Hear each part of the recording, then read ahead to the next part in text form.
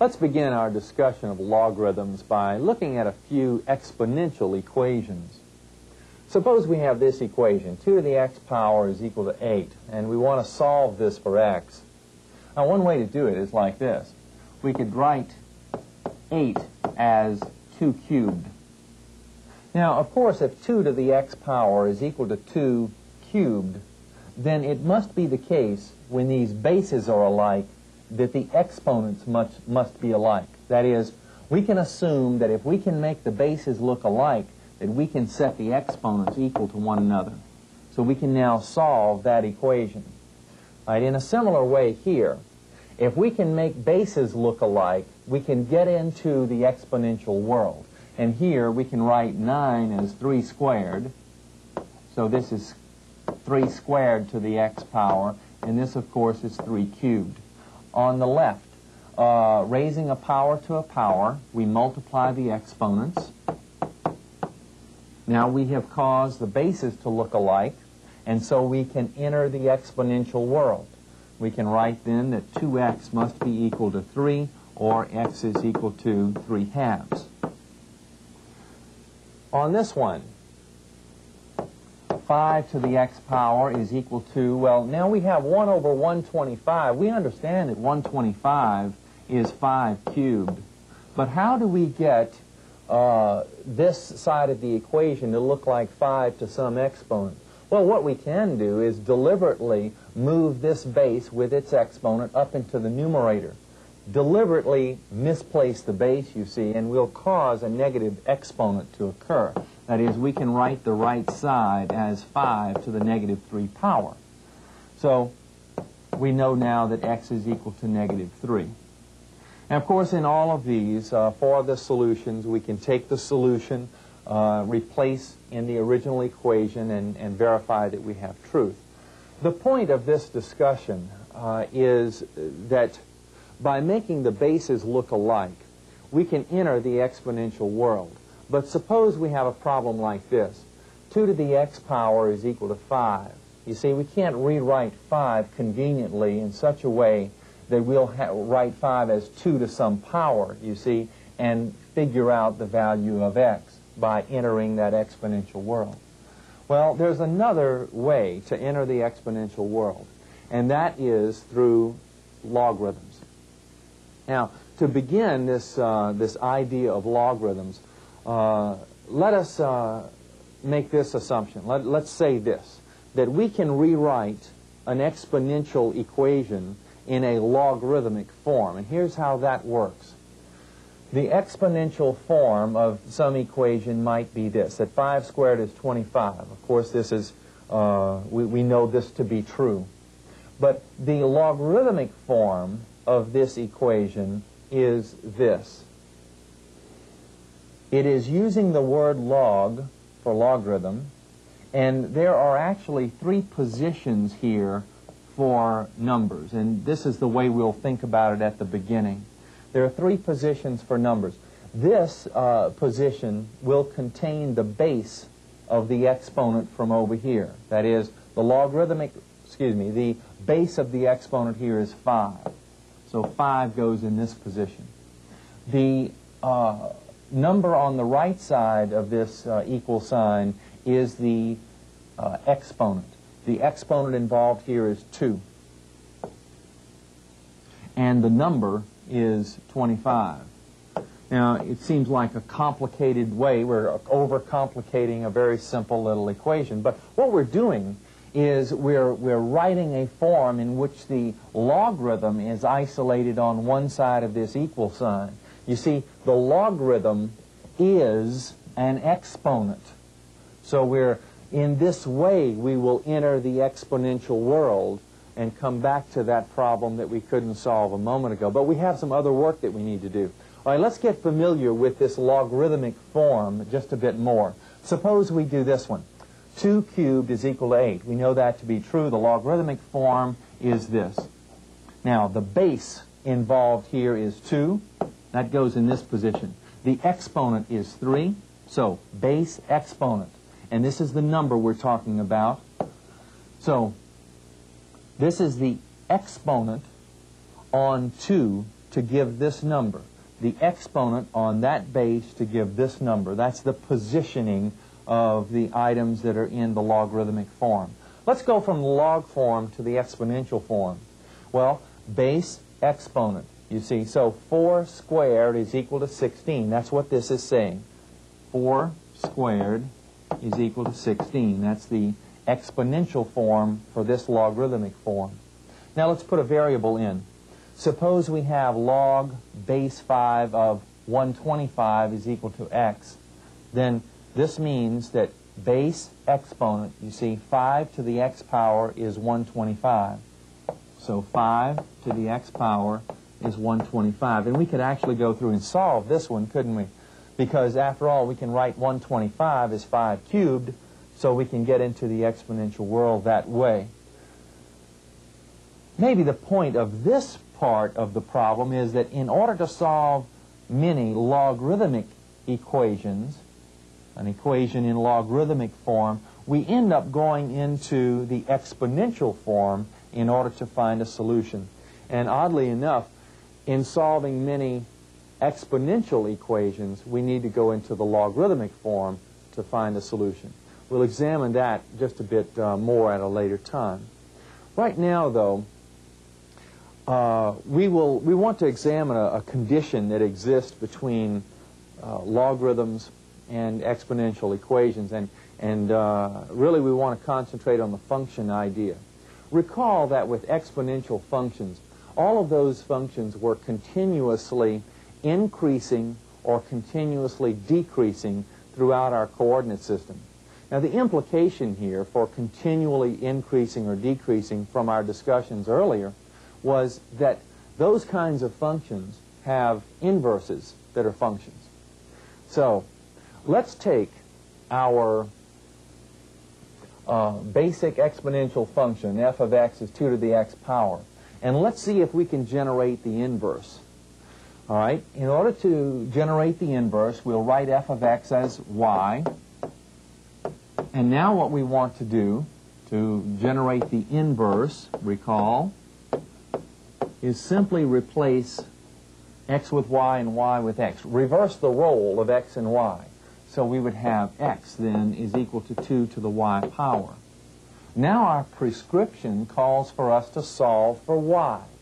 Well, in order to solve for y, we have to write this in terms of, or by isolating, the exponent. We can do that by simply changing from the exponential form to a logarithmic form.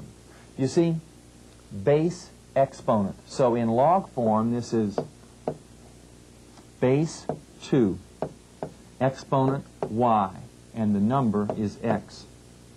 Now let's write with the y on the left side. So this then is the inverse of f of x. That is, this is f inverse of x.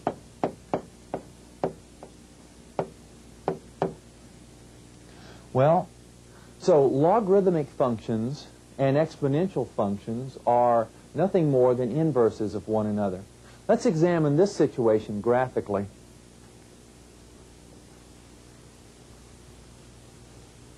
Now we've seen the graph of f of x here a number of times. And what I could do is I could generate a table of values to describe the graph like this.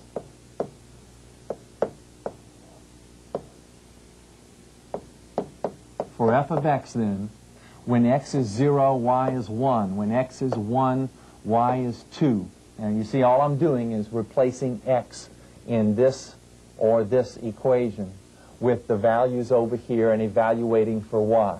All right, so when x is 2, I have 2 squared or 4. When x is 3, 2 cubed is 8. When x is negative 1, I have 2 to the negative 1, which is 1/2. When x is negative 2, I have 2 to the negative 2, which is 1/4. All right, plotting those points, I have 0, 1. 1 goes to 2. 2 goes to 4.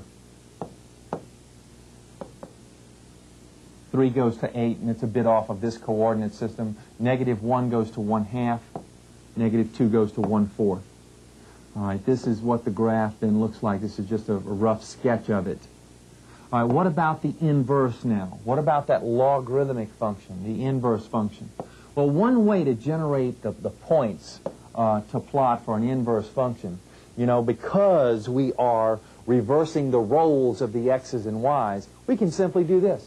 We can say, well, all of these x's will become y's, and all of these y's will become x's. So, for f inverse of x, for this logarithmic function, we can think of it this way. Let me create just a bit of room right here, and I will write a table of values for f inverse of x by simply saying these x's will become y's.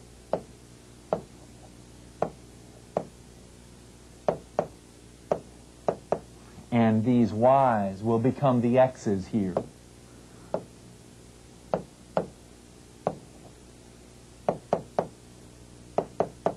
Now let's plot these points, just so we don't get confused here. It's these points. The point 1, 0. The point 2, 4. Excuse me. The point 2, 1. The point 4, 2. Well, that's a little far out here for us at this point. The point 1/2, negative 1. 1/2, negative 1. The point 1/4, negative 2. So the graph then looks like this. And once again, we're verifying the fundamental ideas that we discussed earlier about functions and their inverses, and that is that they are reflections of one another in the x equals y line. So we have nothing more than the reflection of f of x to give us f inverse of x. Take a look at this logarithmic function. F of x is log x base 10. This is called the common logarithmic base, this base 10. And because it is used so often, it is often not even written. That is, the base 10 is often not written. So if we see simply log x, it means log base 10 of x. Now, we're going to talk about the graph of this logarithmic function. Let's generate a table of values and plot some points. And let's use as our assistant a calculator. You see, because the common log is in our calculator, log base 10 of x can be calculated on the calculator by simply hitting the log x button. If we want to take the log of 2 in base 10, for instance, we just input 2 and hit the log x, or simply the log button. All right, let's generate a table of values here, and let's use our calculator. Let's begin with an x of, let's say, negative 3. Now, when we hit 3 and change the sign and hit the log button, our indicator says error. Now, why is that? Why do we get an error when we use negative 3 in place of this x? Why can't we take the logarithm of that negative number in base 10? Well, to examine why that is impossible, let's do this. Let's come over here and write y is equal to log in base 10 of negative 3. And let's change the form back into the exponential form. You see, often we can investigate characteristics of logarithms by going into the exponential form. All right, let's do that. So we have base exponent. So 10 to the y power is equal to negative 3. Now, what y will cause this to be true? Well, you see, 10 being the base, raised to that exponent, regardless of whether y is positive, negative, or 0, we cannot arrive at a position where we can make this side look like negative 3. We can't raise 10 to any exponent and get negative 3, any real numbered exponent to get negative 3. So that's why this situation is not possible. That is, that's why we can't take the logarithm of a negative amount. All right, and we get 0, or excuse me, we get an error message in our calculator when we attempt to do that. So this negative 3 is not possible. In a similar way, what about 0? You see, what's the logarithm of 0? Well, try it on your calculator and see what we get. But we can investigate that situation again by going into our exponential form. That is, what do we get when we replace the x with 0 in the log form. Now let's go to the exponential form and see what happens. We have 10 to the y power is equal to 0. Is there an exponent that we can apply to 10 and get 0 as a result? No, there isn't. We can't raise 10 to any exponent and get 0. You see, 10 to the 0 power would be 1.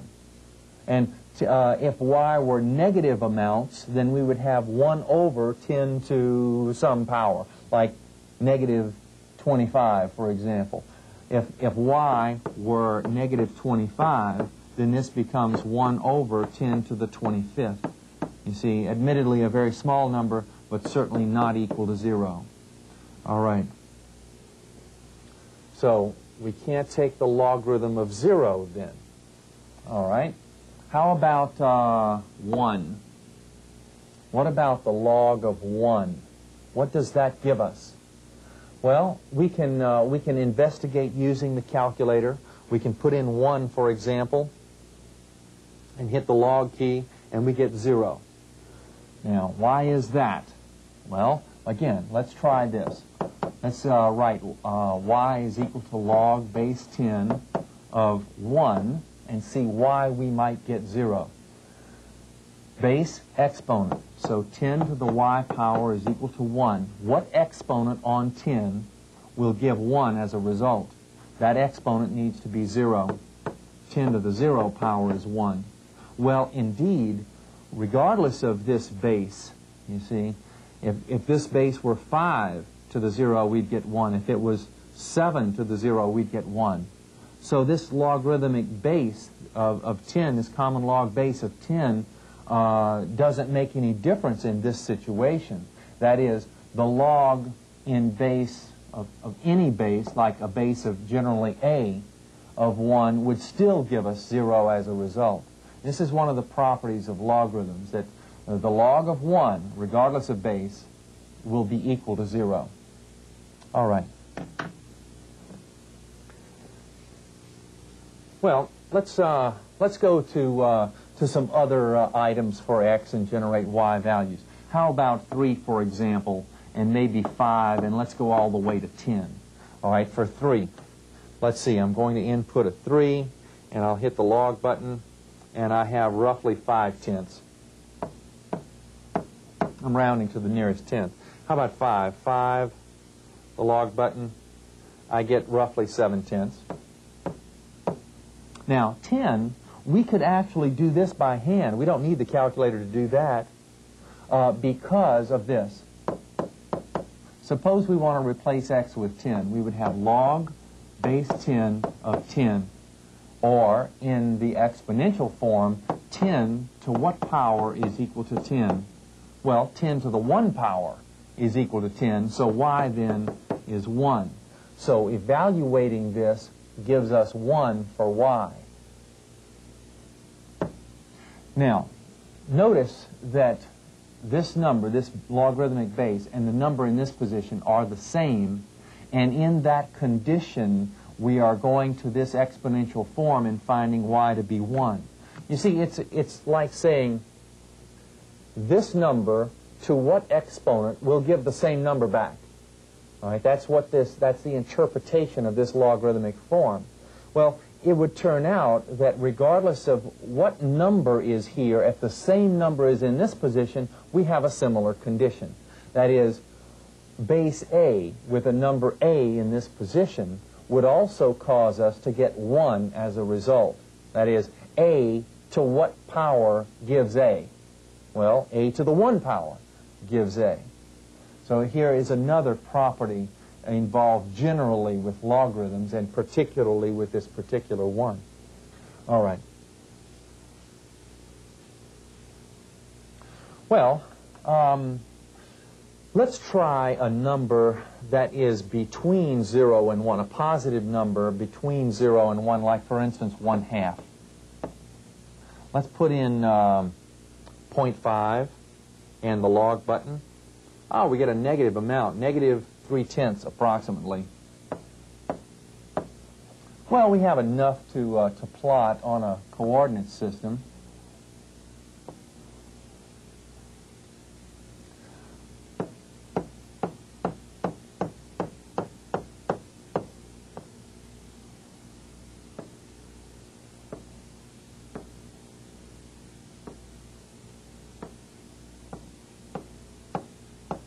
Now, let's see, 1 goes to 0, that's here.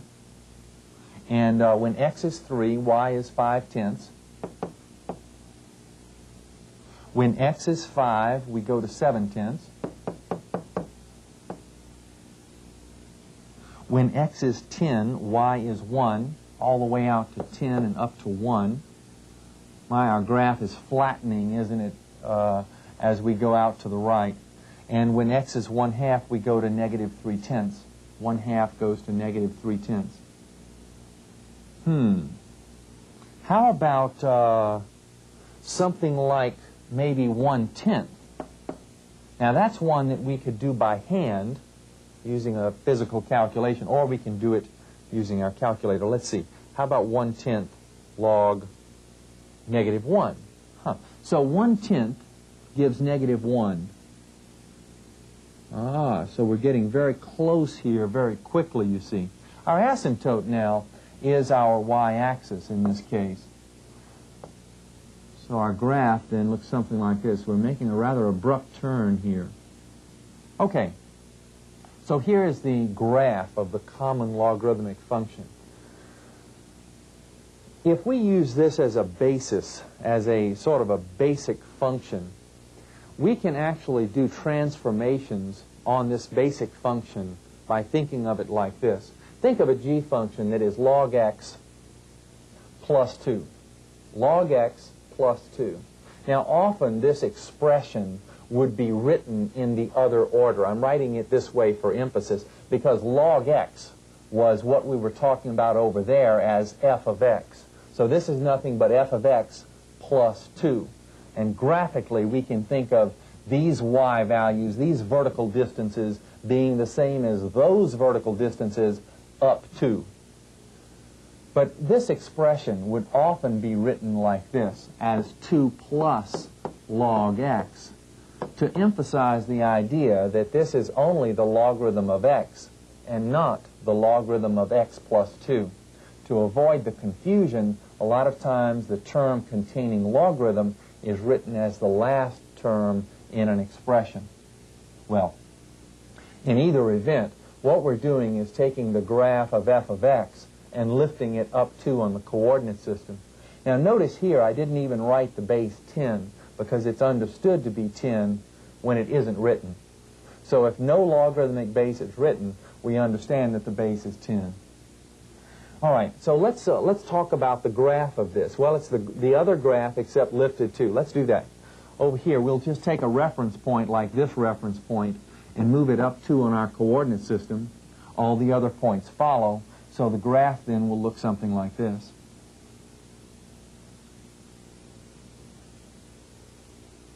Well, let's do another transformation. Now, we understand that in doing transformations, in performing these transformations on our coordinate system, we're thinking about a prevailing operation. And the prevailing operation here is performing the operation called logarithm. Now, we added 2 after we performed the prevailing operation, and that's why the graph lifted 2 units on the coordinate system. If we subtracted 3, it would drop 3 on the coordinate system. But what happens if we perform an operation before the operation of logarithm is performed? That is, what if we have the logarithm of the quantity x minus 2? You see, we're taking x, subtracting 2 before we perform the operation called logarithm. Well, our motion, our movement, graphically, is left and right on our coordinate system, as we have seen in the past when we did this kind of thing. All right, so we'll move left and right on our coordinate system in a direction we don't expect. We see x minus 2, we're actually going to move to the right 2 on the coordinate system. All right, let's do that for the h function. Now, this was the f function, this is the g function, now the h function. We're moving our fundamental graph 2 to the right on our coordinate system. So, using this as our reference point, move over 2, and it'll end up here. Okay, and now our graph will look something like this. Now notice that if we had a vertical asymptote here at the y-axis, that when the entire graph moves to the right, our vertical asymptote will move to the right as well. And it moves over 2 positions, and 2 units and arrives in this position. Okay, so here is our h function, this one. Well, we're just discovering, we're on a mission of discovery here about logarithmic functions, their relationship to exponential functions, and their graphs, and now transformations. What about domain and range when it comes to logarithmic functions? Well, let's consider the basic logarithmic function, the function f that we talked about earlier. That is, the domain and range when we're talking about f of x is equal to log x. Now, think about what the graph looks like. Let's use the graph to determine domain and range. Let's come back here to the graph for a moment. We're talking about this function then. This is its graph.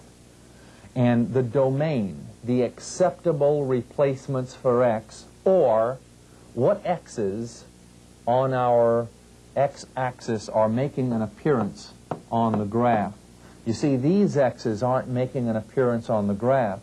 The negative x's, the negative amounts. And the reason that they are not is because we can't take the logarithm of these negative numbers. So they don't make an appearance on the graph. They're not defined here for this function. The only x's that are defined are the ones that are distinctly positive. So the domain then would be x values that are positive.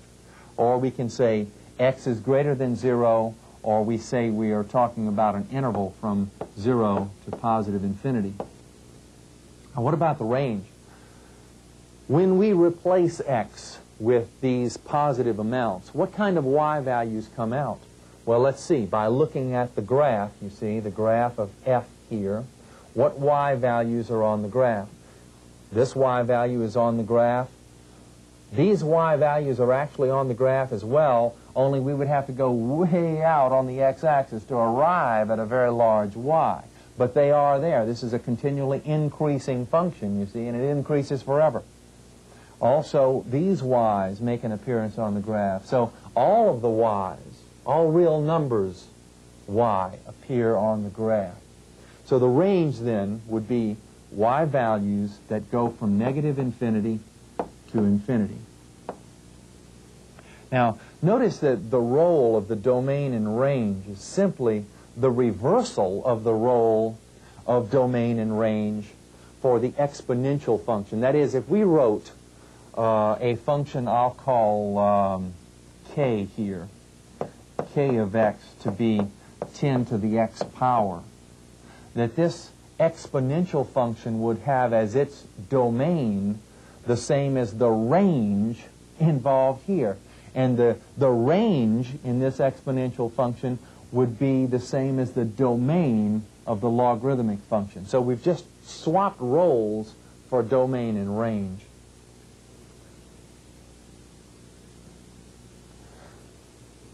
We're talking about common logarithms now, and the common logarithmic function. F of x is log x in base 10, and we said that it's okay to write this as simply log x without the 10 here. It's understood to be there if it's unwritten. It's kind of like when we talk about square root, we don't write the index 2 when we use square root, but when we use other roots, we need to write the index. All right, suppose we consider now another logarithmic base, the base e. It turns out that this logarithmic base is used even more often than the common logarithmic base, 10. All right, this is called the natural logarithmic function, the natural log function. And a logarithm whose base is e, the natural log function, is sometimes indicated, well, often, most of the time, indicated like this. ln x, ln of x, you see. And it implies the logarithm of x and the base of e. It implies the same, means the same thing as this. No big mystery here for using ln instead of log base e. They mean the same thing. All right.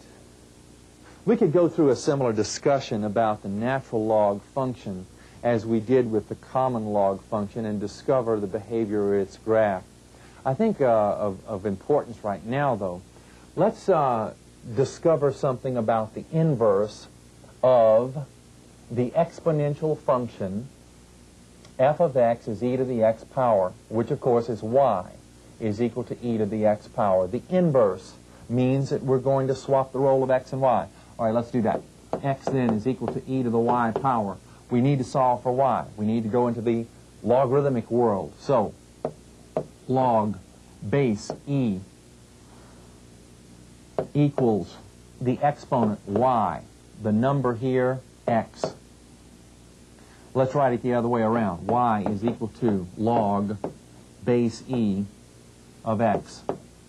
But a log whose base is e, the natural occurring constant e, is simply ln. So y equals ln x. This is nothing but the inverse of f, so we can indicate that like this. F inverse of x then is ln x. Now, we're doing this because it's important to understand that ln x and e to the x power are inverse relationships. Is it any wonder then that when we were using our calculator to do things like raise e to the third power, then we said, well, one way to do it is to input 3 and hit the e to the x button on the calculator. But a lot of times, in order to accomplish this e to the x business on the calculator, we have to instead input inverse ln. And this is why, because e to the x is the same thing as the inverse of ln, or the inverse of the log of x base e. You see, so these are just inverse relationships of one another.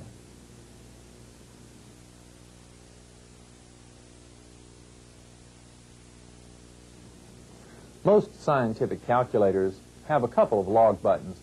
One that's marked log, which allows us to take the common logarithm of a certain number. That is, if we input 5 and hit the log button, we're taking the logarithm of 5 in base 10. They also have ln buttons, most of them. And 5 and hitting the ln button, or lnx button, means that we're taking the natural log of 5, the log base e. But what if we're referring to a base other than 10 or e? That is, what if we want to calculate the log of 7 in base 3? And here's what our calculators have. The log button means the log of some number that we input that's x in base 10, and the ln button, or lnx button, which is the log of x in base e. So what if we want to do this on our calculator? Turns out that we have a change of base relationship, or a change of base formula that we can use to accomplish this. And it's very simple. It's like this. If we're going to refer to a common logarithmic structure, then it would be this structure. This can be calculated by calculating the quotient log 7 over log 3. Now, log 7 means log 7 in base 10. Log 3 means log 3 in base 10. We could just as easily accomplish the evaluation of this logarithm by using natural logs. That is, it would be ln 7 over ln 3. Indeed, we can change the base to any base that we would care to. I'm choosing to change the base to base 10 here, to base e here. But I could choose to change this, let's say, to base 5, like this. This is the log of 7 in base 5 over the log of 3 in base 5. The change of base idea. Now here's how we can use that change of base. Suppose we want the log of 60 in base 5. Well, one way to do it is to say this is the same thing as log 60 over log 5. Understood? Base 10 now.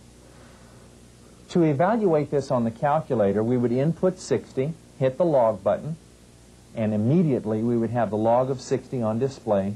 Now we wish to divide by the log of 5, and to evaluate that, to find that, we input the 5 first and hit the log button.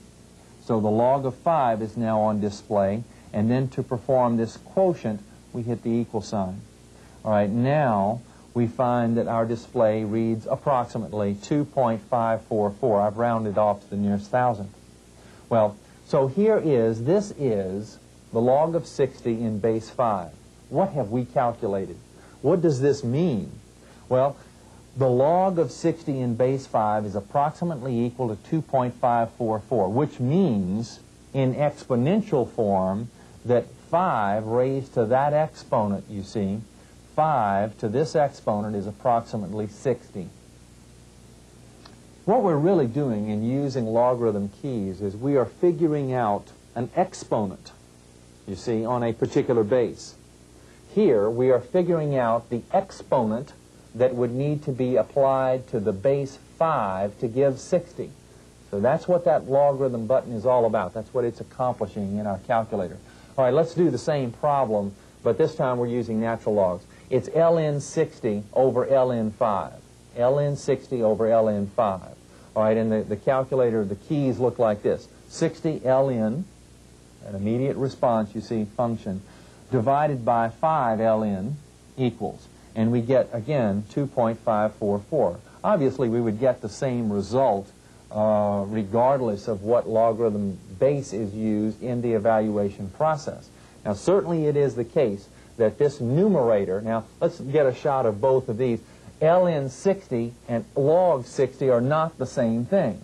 ln 5 and log 5 are not the same amount. But the quotients are exactly the same, it turns out. So 2.544, which means that log 60 in base 5 is approximately 2.544. I say approximately because I rounded it off, you see. So that tells us then that 5 to that exponent, we were really figuring out the exponent on 5 that will give 60.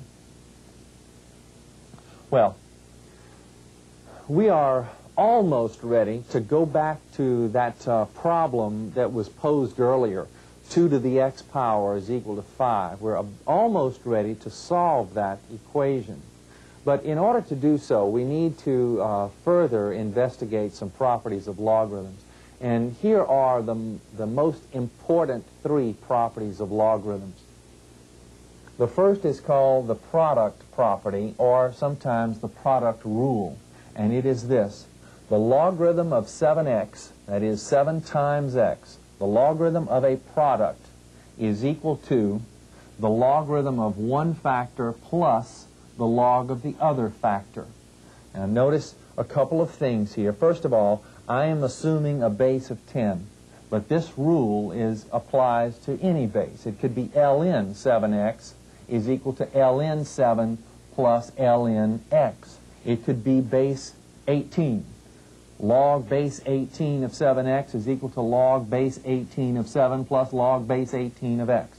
So really, the essence of this property is not found in the differences in some logarithmic base. This is true for any logarithmic base. All right, notice then, the log of a product is equal to the sum of the log of each factor. Now, why does this work? Well, it follows nicely our idea of multiplying like bases. You know, the logarithmic world is the world of exponents. Suppose we're multiplying x to the 5th times x squared. X to the 5th times x squared. What do? We write x to the 7th. We add the exponents, you see. We're in the exponential world here. We're simply adding the exponents here, where we have a common base, you see, and we're multiplying, so we add the exponents. That's roughly what's going on here. Now, here are the other 2 properties. Let's come back to these in a moment. There is a proof for this, and we'll look at it over here. Let's follow this discussion, if you will. Now, I'm a bit hesitant here because this is not a proof that you would tend to recall or fall back upon if you get into some kind of difficulty. It will simply give you some possession of the validity of this property. And that's all it's designed to do. You're not supposed to be able to remember and recall this thing after seeing it only one time. Suppose we let log 7 be R. That is, R is standing in for log 7 on our property that we just stated. And S will stand in for log X. Now, changing these logarithmic forms into exponential forms, we would get this. Now, remember, I'm talking about a base 10, logarithmic base 10. So this is 10 to the R power is equal to 7. And the exponential form of this logarithmic form is 10 to the S. Base exponent, you see, is equal to that number. So with this, what does it mean to have 7x? 7 times x means 10 to the R times 10 to the S. All right, what does that mean? Well, it means 10 to the R plus x, or R plus S. We're multiplying like bases, we add the exponents. All right, now let's take this exponential form and change it into logarithmic form. All right, we have base exponent. The logarithmic base is 10. The exponent is R plus S, and the number is 7x. Well, what do we have here? We have exactly what we had over there, because R and S were simply log 7 and log x. Log 7, log x. So this is the property that we were stating here. Well, in a similar way, our other properties evolve. That is, we have a quotient property, which follows nicely the idea of what we do with exponents when we're dividing like bases. We divide like bases, we subtract the exponents.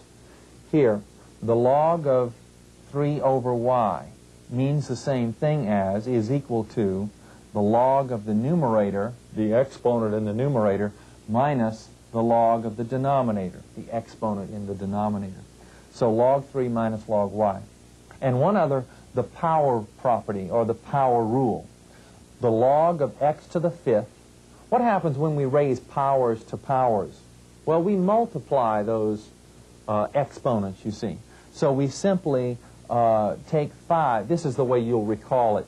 You take the 5, the exponent, and you move it to a position to where it is a coefficient of the logarithm. We're simply multiplying here, you see. Okay, so our 3 fundamental properties of logarithms. Very, very important properties, and it's important to understand them in both directions. That is, it's not simply the case that log 7x is equal to log 7 plus log x. It is also the case that given this sum of logarithms in this certain base, that we can say that's equal to the log of 7x. Occasionally we'll have to go in one direction. Other occasions will cause us to go in the other direction with these properties. Let's use the properties of logarithms to expand in this expression. To expand now, we understand that the logarithm of a product is the same thing as, or is equal to, the log of each factor, the sum of the logs of the factors. That is, this is equal to log 5 plus log x cubed plus log y. And further, we could write the log of x cubed as 3 log x. So we can write this as log 5 plus 3 log x plus log y. So we're just going through an expansion process. This process will be helpful in future problems. Again, let's expand in this one. We have the natural log of a quotient. Now, the logarithm of a quotient implies the difference of logarithms. That is, it implies the logarithm of the numerator part minus the logarithm of the denominator part. Now, I'll write the square root of x squared plus 1 as x squared plus 1 to the 1/2 power. And in changing the radical to this fractional exponent form, what we can do is use the power property and write like this.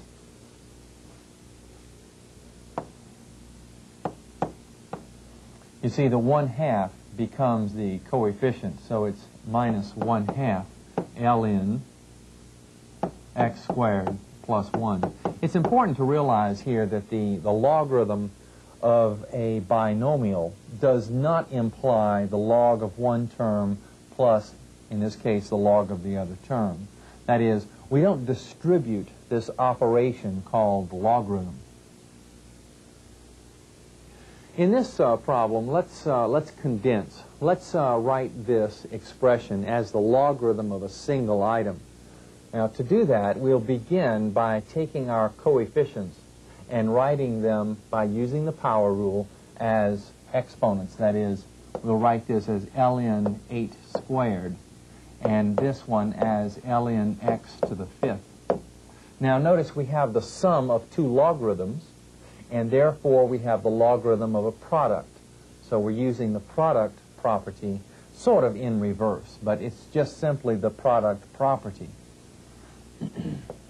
So it's ln of this amount times that amount. So 8 squared times x to the 5th. 8 squared, of course, is 64, so we could write this as the natural log of 64x to the 5th. Here's an interesting one that requires us to perform sort of an outside operation. We have 1/2 times all of this amount. So it's 1/2 times this term and 1/2 times this term. Now, notice I'm using the distributive property. I'm distributing 1/2 within this bracket. All right. So 1/2 times this term gives me 1/2 ln x plus 1. And 1/2 times this 2 would give 1. So they go out and we have ln x minus 1.